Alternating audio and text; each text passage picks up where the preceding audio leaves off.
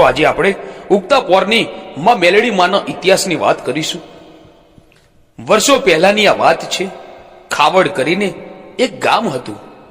આ ગામમાં કાલિયો કાપડી નામનો ઉગતા પોરની મેલડીનો ભૂવો રહેતો હતો। આ કાલિયો બાળ કુંવારો હતો।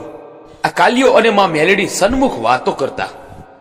હવે ધીરે ધીરે થતા આ કાલિયા દાદાની ઉંમર 80 વર્ષની થઈ ગઈ અને મનમાં થયું કે જો મારો દેહ બળી જશે તો આ મેલડી માની સેવા પૂજા કોણ કરશે?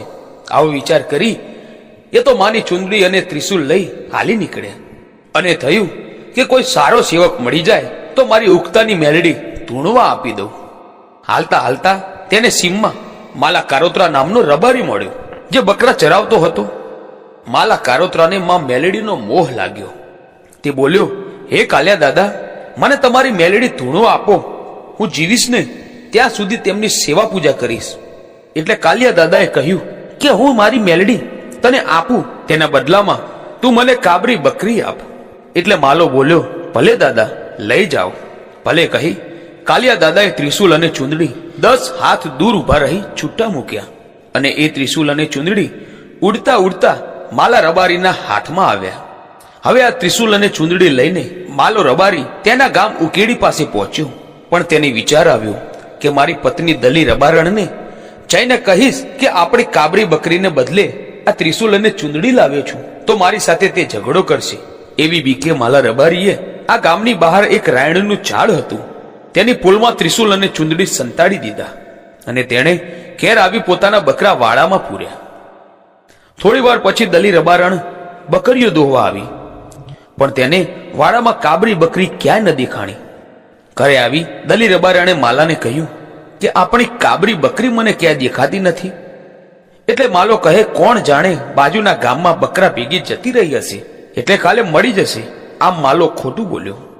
આમ 3-4 દિવસ નીકળી ગયા એટલે માં મેલડી રાયણના ઝાડેથી વિચાર કર્યો કે આ માલો બીકનો માર્યો કઈ બોલતો નથી અને મારે ક્યાં સુધી અહીંયા બેસી રહેવું?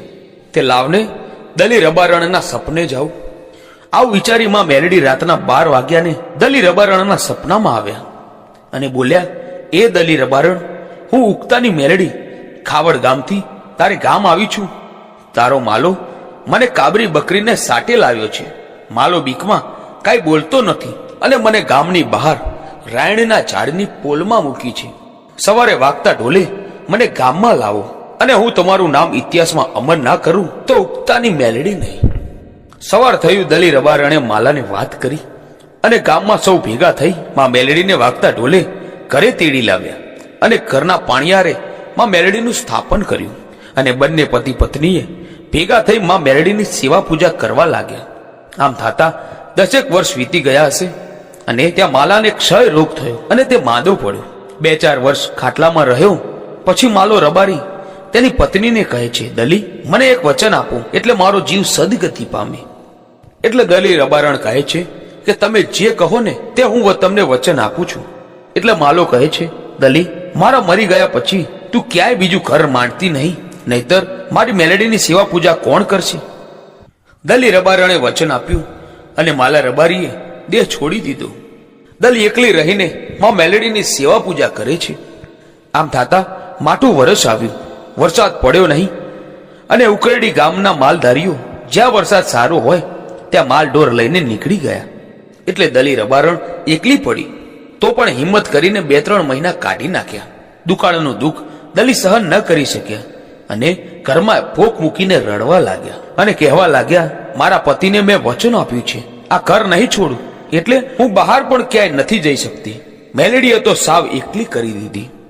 માં મેલડીએ આ વાત કાનો કાન સાંભળી એટલે રાત્રે 12 વાગ્યે માં મેલડી દલીને મળવા આવ્યા। દલીના આંચુ લૂસી માં મેલડી બોલ્યા, દલી ઊભી થા, હું માલા કારોત્રાની મેલડી હાજર છું। એટલે દલી ઊભી થઈ અને માને પગે લાગી કહેવા લાગી કે હે માં, મારે એક પણ દૂધનું ઢોર નથી, આ દુકાળમાં મારું ઘર કેવી રીતે ચલાવવું? એટલે માં મેલડી બોલ્યા, સાંભળ દલી, કાલે સવારે આપણા ગામની પરવાડે મારવાડીની પોઠો નીકળશે। તે મારવાડી પાસે ગાય છે, તે તારે લાવવાની છે। દલી બોલી, અરે માં, મારી પાસે પૈસો નથી, હું આ ગાય કેવી રીતે લઉં? માં બોલ્યા, તો સાંભળ દલી, હું વીછી બની ગામના વાણિયાના છોકરાને ડંખ મારું છું. વાણિયો તારી પાસે વીછીનું ઝેર ઉતારવા આવશે, ત્યારે તું તેને લીમડાનો ઝાડો નાખી ઝેર ઉતારજે. પછી વાણિયો મેલડીના દિવેલના 5 રૂપિયા આપશે. અને જે રીતે માં મેલડીએ કહ્યું તું એ જ રીતે બન્યું. દલી રબારણને 5 રૂપિયા મળી ગયા. બીજે દિવસે સવારે ગામમાં વણઝારાની પોઠો નીકળી. ત્યાં જઈ દલી રબારણ કહે છે, ભાઈ તમારી આ ગાય લેવી છે.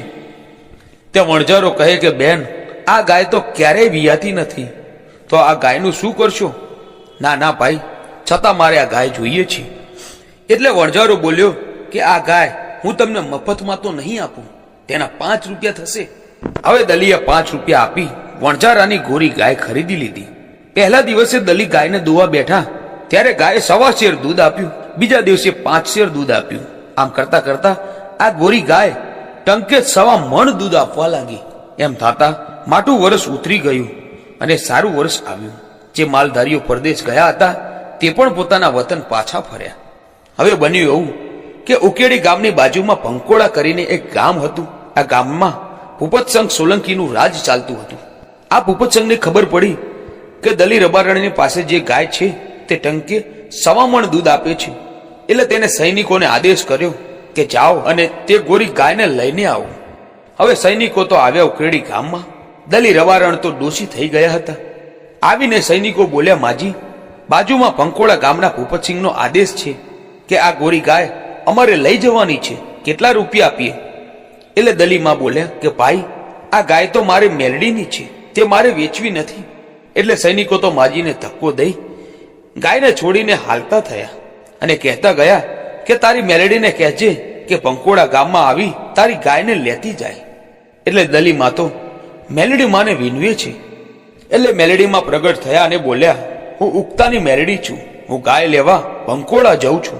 ગાય લીધા વિના પાછી આવું તો તીક પડે તારી ભક્તિને.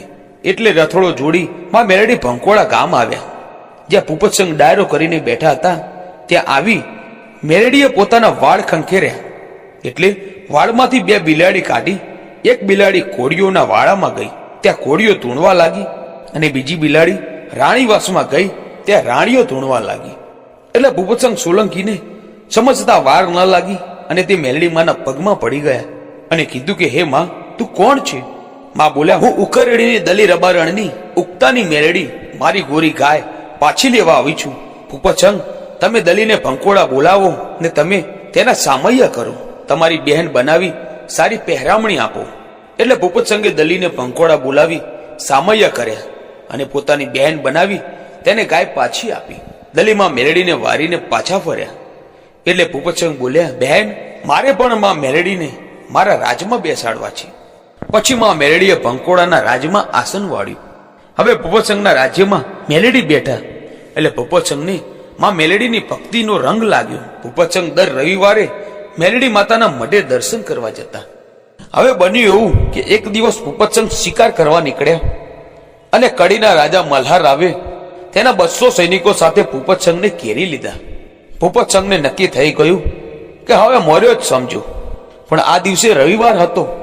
એટલે ભૂપતસંગને મેલડીમાં યાદ આવ્યા કે હે માં, હું મરું છું એનો અફસોસ નથી, પણ આજે રવિવાર હતો, જો તારા દર્શન થઈ ગયા હોત ને તો મારો જીવ સદગતિએ જાત. ભૂપતસંગ આટલું બોલ્યા ત્યાં તો ઉગતાની મેલડીમાં ભંકોળામાં જાગૃત થઈને રથોડો જોડીને ભૂપતસંગની વારે આવી બોલ્યા કે આ 200 સૈનિકોના ઘેરામાંથી તને બહાર કાઢવા હું દલીની ઉગતા પોરની મેલડી આવી છું. એટલે ભૂપતસંગ બોલ્યા કે માં, હવે મારે ઘેરામાંથી નથી નીકળવું, બસ તારા દર્શન થઈ ગયા, હવે મરી જાઉં ને તો પણ અફસોસ નથી. એટલે મેલડીમાં બોલ્યા કે ભૂપતસંગ, જો તને આજે આ 200 સૈનિકોની વચ્ચે મરવા દઉં ને તો તીક પડે મારી દલીને. તું તારા માથા ઉપર હાથ ફેરવ અને હું તને 10 ફૂટ લાંબો નાગ બનાવી આ 200 સૈનિકોના ઘેરામાંથી બહાર કાઢું ને તો માનજે. અને ભૂપતસંગે તેના માથા ઉપર હાથ ફેરવ્યો. ત્યાં તો ભૂપતસંગ 10 ફૂટ લાંબો નાગ બનીને 200 સૈનિકોના ઘેરામાંથી બહાર નીકળી ગયો. અને માં મેલડીએ પાણીની અંજલી છાંટી. ત્યાં તો ભૂપતસંગ ખોખારો ખાઈને ઊભો થઈ બોલ્યો, ધન્ય છે માં મેલડી તારા મોઘેરા અવતારને. તો મિત્રો, આ હતો મેલડી માનો રોચક ઇતિહાસ.